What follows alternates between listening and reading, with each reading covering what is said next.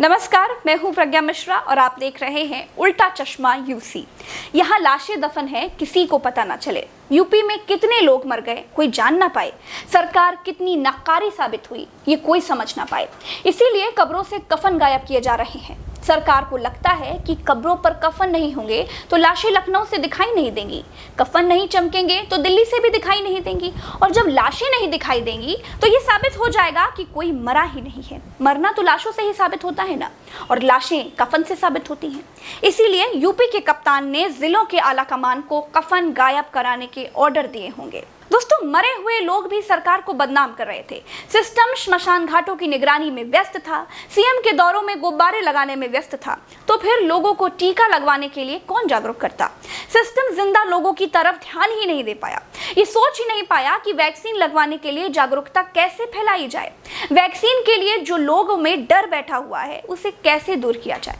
हालत यह है कि 22 तारीख को बाराबंकी में जब डॉक्टर गांव वालों को वैक्सीन लगाने के लिए उनके गांव पहुंचे तो मारे डर के रामनगर के सिसोंडा गांव में लोग नदी में कूद गए। कुछ गांव में लोगों ने वैक्सीनेशन करने गई टीमों पर हमला भी किया।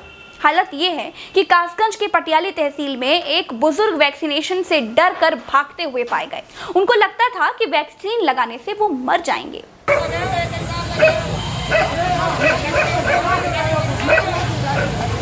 दोस्तों, सरकार करे ना करे, विपक्षी करे ना करे, आपके नेता, आपके सांसद, आपके विधायक करे ना करें, लेकिन मैं प्रज्ञा मिश्रा अपने लाखों दोस्तों, भाई बहनों से कहना चाहती हूँ कि वैक्सीन लगवाइए, क्योंकि कोरोना से बचाव का और कोई दूसरा रास्ता ही नहीं है। इसका कोई उपाय नहीं है।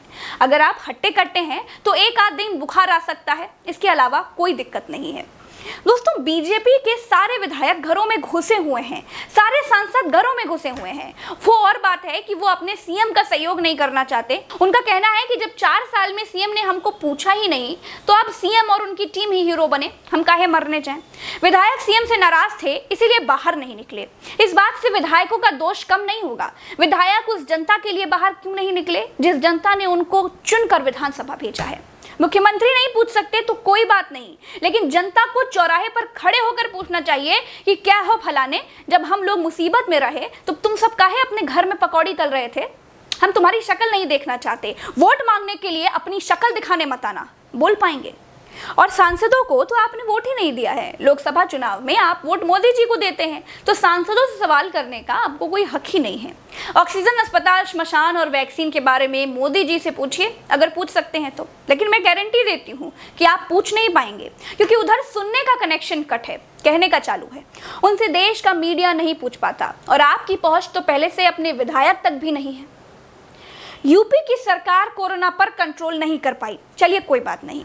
हजारों लोग मर गए, कोई बात नहीं, लेकिन जो कर सकते थे ना वो भी नहीं कर पाए हैं। यूपी की सरकार अपने उत्तर प्रदेश के लोगों को कोरोना वैक्सीन के फायदे के बारे में भी नहीं बता पाई है। इससे जनता और सरकार के बीच की दूरी का पता चलता है। चुनाव के समय कहते थे कि डबल इंजन की सरकार बनवाइए, कद्दू में तीर मार दिया जाएगा। जनता ने डबल इंजन की सरकार बना दी, लेकिन किसी कद्दू में कोई तीर नहीं मारा गया भैया। सारी नाकामियों का सरकार के पास एक ही जवाब है, विपक्ष ने भड़का दिया, विपक्ष ने सब कुछ गड़बड़ कर दिया। जब विपक्ष सब गड़बड़ कर दे रहा है तो आप दाल बजा रहे हैं। विपक्ष आप पर भारी पड़ रहा है तो लोगों ने आपकी सरकार क्या भजिया तलने के लिए बनाई है।